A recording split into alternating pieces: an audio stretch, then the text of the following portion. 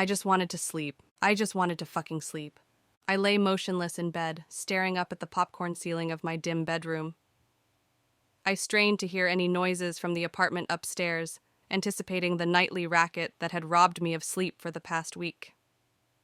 My eyelids felt heavy, begging to close, but I dared not let them for fear of missing the sounds.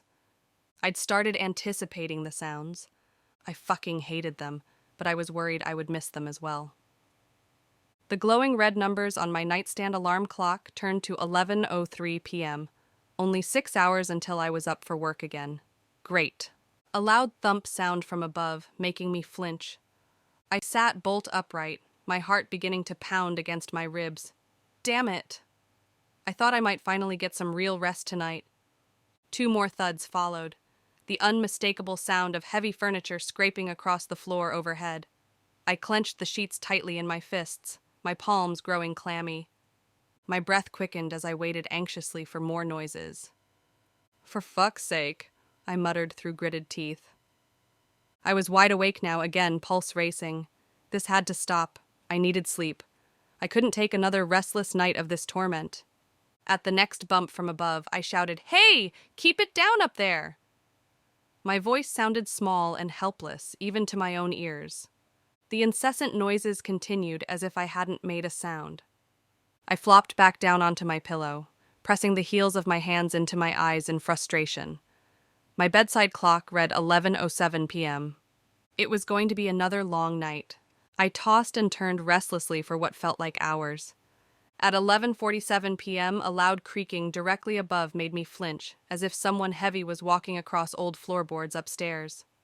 My heart pounded as more strange noises followed, faint scraping sounds that made my skin crawl. I imagined long, yellowed fingernails being dragged slowly along the walls in the apartment above mine. "What are you doing up there?" I yelled, my voice tinged with fear rather than anger now. My palms were slick with sweat as I clutched the sheets up to my chin. I stared hard at the ceiling, willing it to provide answers, but the ominous noises continued, my shouts and pleas seemingly unheard by my inconsiderate, all-round shitty neighbors. Shadows danced across the cracked plaster ceiling, cast by something moving around up there. A particularly loud scrape was followed by a heavy thud directly over my bed, making me yelp in fright. This was fucking ridiculous. I felt powerless, at the mercy of whatever was happening overhead. Exhaustion and fear mingled inside me as I watched the clock tick past midnight. I pleaded into the darkness. "Please just let me sleep." I couldn't take it anymore. As the clock neared midnight, I squeezed my eyes shut and pressed my pillow around my ears, trying to block it all out. Then, a thunderous shattering sound exploded from the upstairs apartment, making my eyes fly open wide. It was as if dishes were being hurled violently against the walls and floor. I gasped aloud, my heart in my throat as more crashes followed, the unmistakable cacophony of breaking glass. Fragments of conversation drifted down through the ceiling. I couldn't make out the words, only hushed and urgent tones. What were they doing up there? Was someone hurt? I was paralyzed beneath the covers, listening helplessly as the commotion built to a frenzied peak. Then, just as suddenly as it started, the clamor ceased at the stroke of midnight. The silence was somehow worse. I held my breath, straining to hear any hint of what might come next. The stillness felt heavy, as if it could smother me. Shadows seemed to creep across the walls like living things. I didn't dare move a muscle. Maybe it was over now. Maybe they had stopped whatever sick game this was. Maybe now I could finally... A blood-curdling scream sliced through the quiet, the raw sound of terror. I bolted upright with a cry, hands clapped over my ears. Heavy footfalls pounded back and forth overhead, making the ceiling shake right above my bed. My heart hammered wildly. I gaped at the cracked plaster ceiling which now seemed to be bulging down, ready to collapse on top of me at any moment. I leaped from the bed and ran for the door, flooded with adrenaline. I had to stop this before I went completely fucking insane. I froze with my hand on the doorknob as 3 loud bangs exploded from upstairs. It sounded like someone slamming their fists against the walls over and over. "Stop it!" I screamed up at the ceiling. Just stop! I was answered by another bang that made me jump. Enough was enough. I ran to grab the broom from the kitchen closet and started swinging it wildly at the ceiling, smacking the handle against the plaster. Shut up! Shut up! Shut the fuck up! I shrieked, punctuating each word with another blow. The banging ceased abruptly. I stood there panting, gripping the broom handle with white knuckles. Sweat dripped down my temples and my heart galloped in my chest. A tense minute passed. The silence pressed down on me. Then a horrible scraping noise started up again. It was the same as before, like furniture being dragged across the floor overhead. Helpless rage boiled up inside me. I wanted to keep screaming and pounding on the ceiling, but I knew it was useless. Whatever was happening up there was beyond my control. Exhaustion swept over me. I sank down into the corner, drawing my knees to my chest. Tears spilled down my cheeks as the scraping continued. I rocked back and forth, sobbing from fear and frustration. Just leave me alone, I whimpered. My bare feet sank into the plush carpet as I tiptoed across the living room. The old floorboards creaked under my weight, each groan piercing the midnight silence. I eased open the front door, the rusted hinges squealing. Wincing, I poked my head into the hallway. Dim lights flickered overhead, casting long shadows across the dingy walls. Nothing moved except the dust motes swirling through the heavy air. Taking a deep breath, I slipped out of my apartment, my robe cinched tight around my waist. I couldn't take another sleepless night tossing and turning, wondering if I was going crazy. My hands trembled as I crept toward the stairwell at the end of the hall, my footsteps muffled by the grungy carpet. I tried to calm my shaking nerves, but my imagination spiraled out of control.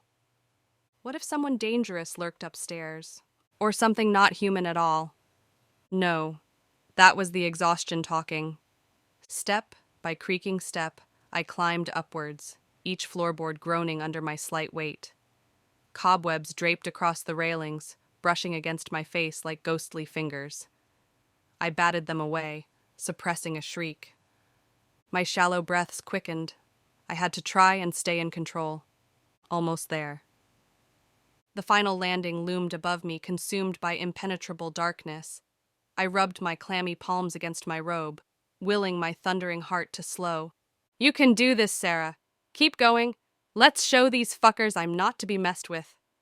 I reached the top landing, my breath caught in my throat. Before me stood the scratched and peeling door to the vacant apartment above mine. A sliver of light shone through the crack where it stood slightly ajar. My fingers trembled as I reached out and slowly pushed the door open. It creaked on rusty hinges, revealing only shadows within. Hello? I called out softly, my voice barely above a whisper. Is anyone there? Silence answered. Holding my breath, I fumbled along the wall until I found the light switch. I flipped it on, flooding the apartment with a sickly fluorescent glow. The empty room stared back at me. No furniture, no occupants. Just blank walls and dusty floors. My brow furrowed in confusion. Where the hell had those strange noises come from? Cautiously, I stepped inside. My footsteps echoed off the bare walls. I peeked into each vacant room, finding no signs of life anywhere. Only my lone shadow followed me. Nothing made sense. If no one lived here, what had I heard those nights? The voices, the creaking. Where had it come from? It felt wrong. The whole apartment. I had to get out of there. Now. I whipped around and rushed for the door, nearly tripping over my own feet. A voice. From the apartment. No, not a voice. A giggle. From the empty apartment. I froze with my hand on the doorknob, heart hammering.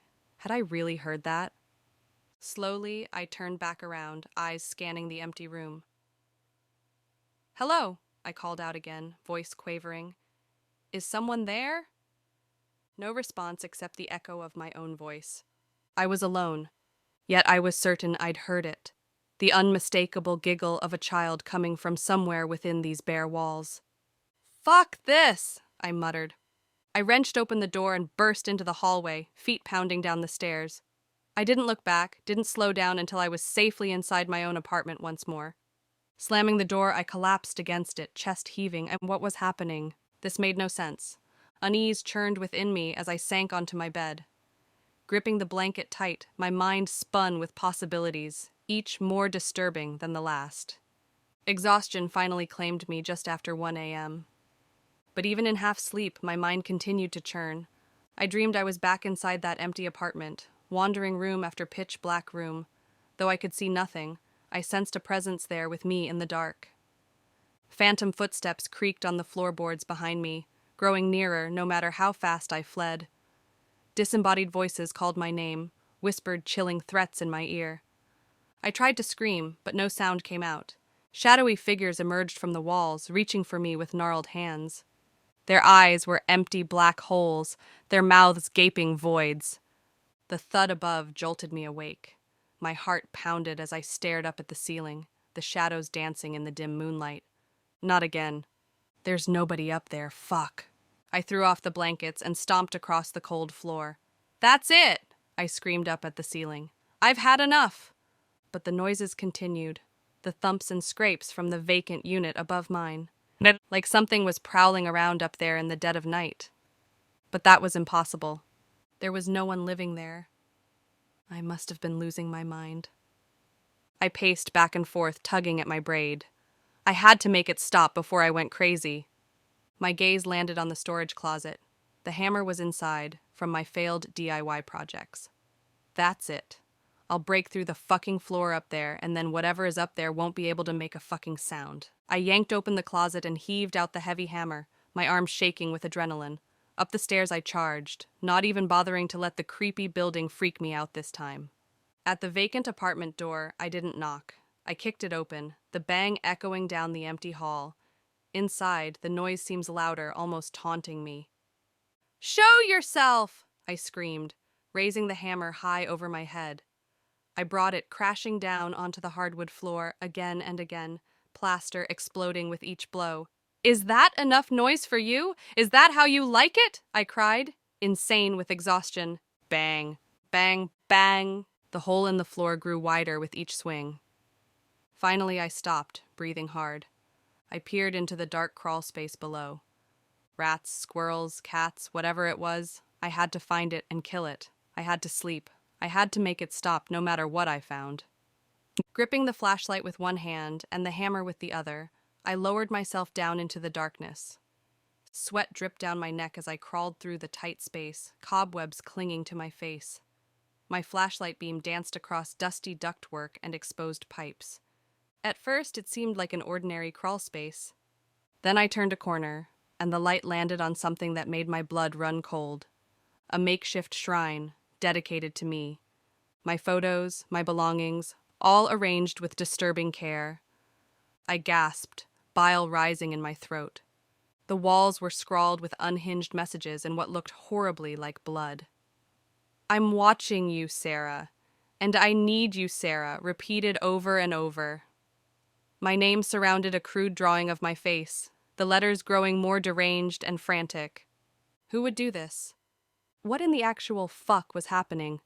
The noises were caused by whatever this was? I clutched the hammer tighter, hands trembling. That's when I felt it, the presence behind me. My muscles seized, and I slowly turned my head to confront the darkness. A rough and odious hand clamped over my mouth, muffling my scream before it could escape, filling my lips with a metallic, foul taste. I just wanted to sleep.